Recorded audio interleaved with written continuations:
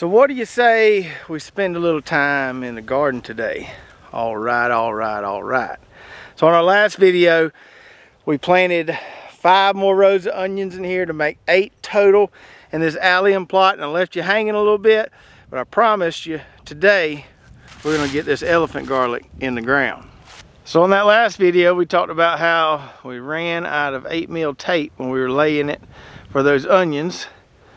Ran out of tape on our little drip tape laying machine over there. And so we had to lay these 2 rows for elephant garlic. We had to use 15mm tape, had to put that down by hand. So we got the tape in the furrow, we got the water on, ready to stick some cloves in the ground. But before we do that, let's talk about garlic for a minute here. So we live way down here in South Georgia, close to the Florida line. And it doesn't get real cold down here. We may get 3, 4, 5 frosts every winter. And those frosts or freezes usually aren't that severe. We rarely get below 20 degrees. Usually if it does freeze around here, it's somewhere around 25 or just right below freezing in the, 28 to 30 degree range. So it doesn't get real cold, and as a result, we can't really grow, or we have a hard time growing the traditional hard neck and soft neck garlic varieties. You see, for garlic to make a bulb like this with individual cloves, it requires a pretty good shot of cold weather or some sustained cold temperatures that we just don't get down here. Now, we have tried growing some of the hard neck and soft neck garlics in the past. We just never had much luck with it. I have heard of people in the South growing hard neck and soft neck garlic successfully. There's some tricks you can do by putting this stuff in the freezer before you plant it, things like that. I've heard of people doing it. We just never had much luck with it, so we don't even try it anymore. But what we can grow is this stuff right here that we call elephant garlic. And elephant garlic is actually in the leek family, but it looks like garlic, it tastes like garlic, and actually has bigger cloves, hence the name elephant, than traditional garlic. I like it a lot. We've been growing it for years, and to me, it's just as good a substitute as regular garlic that we can't grow down here, but we can sure grow this. Now down here where we are, we can plant this stuff usually any time during the month of November. I've planted it as late as early December before and been just fine. If you go to our website, to our elephant garlic page where you can purchase some of this, we've got a little chart at the bottom that gives you some tentative planting dates for your area. So I've got a 10-pound bag here. I'm not sure I'm going to need all of it. But the first thing we need to do is break these cloves apart, and then we can get them in the ground. So like I mentioned, I've got a 10-pound bag here. And on this elephant garlic, you can kind of figure that there's going to be 8 or so cloves per pound. So there should be about 80 cloves in here. That is somewhat variable because some of these cloves are a lot bigger than the other ones. That one there is absolutely huge. Some of them, like that one there, is a little smaller. So there is a little variation in clove size there. But it's an approximation, and we should have enough here. We're going to be putting these a foot apart, and we've got 2 30-foot rows, so we're going to need at least 60 cloves. Now some of these in here, like this one I just showed you, will be already broken apart. They get tossed around a little bit during shipping, and they'll be broken apart for you. Some of them are still kind of in the full bulb here. So what we need to do is just break them apart, because this is what we're going to be planting here, these individual cloves.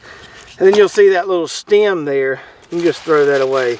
You don't need that. So we'll just go through here and kind of just peel off our cloves. We want to make sure we've got individual cloves here. That's a whole one there. We don't want to plant 2 cloves at one time because we won't make a very big head of elephant garlic. Now elephant garlic seed can be a little more costly than other things you might be used to planting, but once you get you a nice little seed stock going, you've got something that you can just keep planting year over year. So what I recommend for people to do is to buy more than they're gonna eat, maybe 5 pounds or so, and plant it all, eat half of it. This stuff stores really, really well, and then save the other for seed stock for the following year.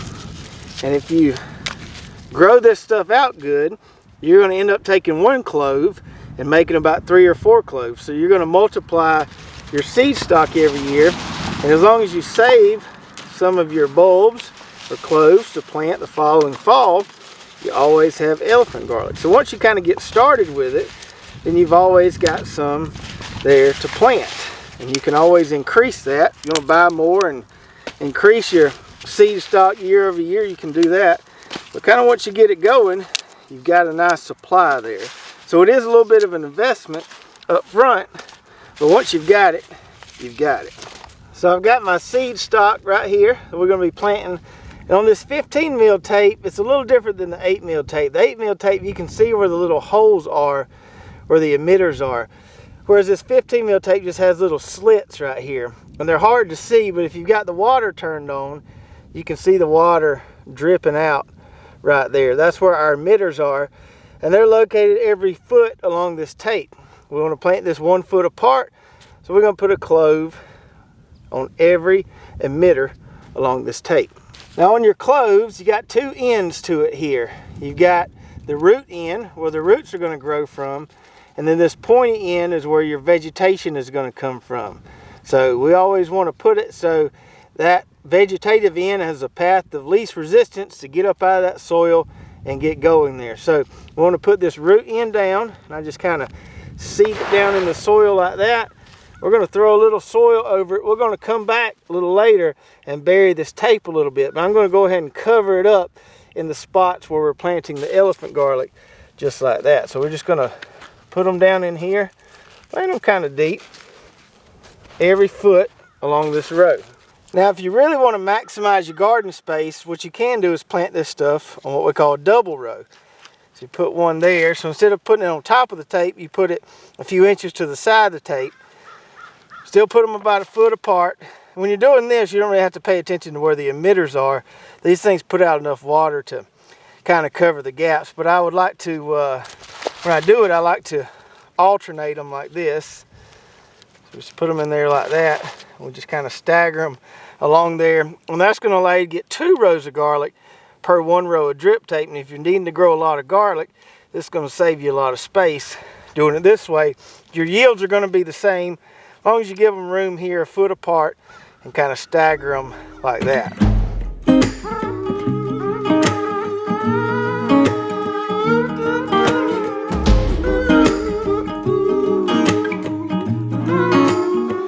All right, all right, all right. We got them in the ground. Now I didn't cover them up too much because I'm about to show you a quick and easy way to do that. And some of that tape is still exposed along the row, and I like to have that buried. Just works so much better out of the way when it's buried like that, and I can weed on top of it as opposed to having to work around it. We did have plenty of garlic seed there. Still got a little bit left, so 10 pounds was more than enough for these 2 30-foot rows. I'm not sure 5 pounds would have been enough, but probably used about 8 pounds. So now I'm going to take my high arch wheel hoe here. I got my plow set in the heeling position, and we're just going to zip along these rows. I'm going to cover up that exposed tape, throw a little heel on top of that garlic. Y'all don't blink because this ain't going to take me just a second.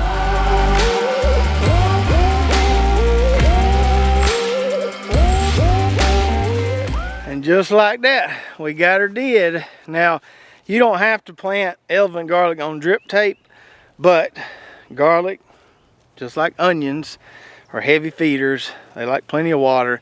They also like plenty of nutrients. So for me, planting it on drip tape is an easy way to make sure they get all the water they need. Now because they're an allium, and that's why we planted all alliums in this plot here, they have similar needs, like I mentioned, water and nutrients as compared to onions. So we'll treat the elephant garlic just the same as we do the onions. We'll give them a balanced fertilizer to start, and then after a couple months or so, once they get up and going, we'll switch and just give them some nitrogen, probably some ammonium sulfate. Now these things will take a couple weeks sometimes to start showing some vegetative growth. Takes them a little time to get up and going, but once they get up and going, they'll grow pretty fast. And you can grow elephant garlic anywhere. You can grow it way up north in the middle of the country and down south. But if you live down here in the south and are cold weather challenged like we are, elephant garlic is definitely the way to go. So if you have any other questions about growing or planting elephant garlic, put those in the comments below and I'll be glad to try to answer them for you. If you're a seasoned elephant garlic grower, you've been doing it for a long time, definitely put your tips and tricks in the comments below so all of our other viewers can learn from you as well. I'll put a link below to our elephant garlic page so you can go grab some if you haven't planted it already. If you enjoyed this video, make sure to give me a big thumbs up. Don't forget to hit that subscribe button if you haven't already. Also ring that bell so you get notified every time we come out with a new video. And if you did enjoy this video, check out these other 2 videos right here where we planted all the other stuff that's in this plot. We'll see you next time.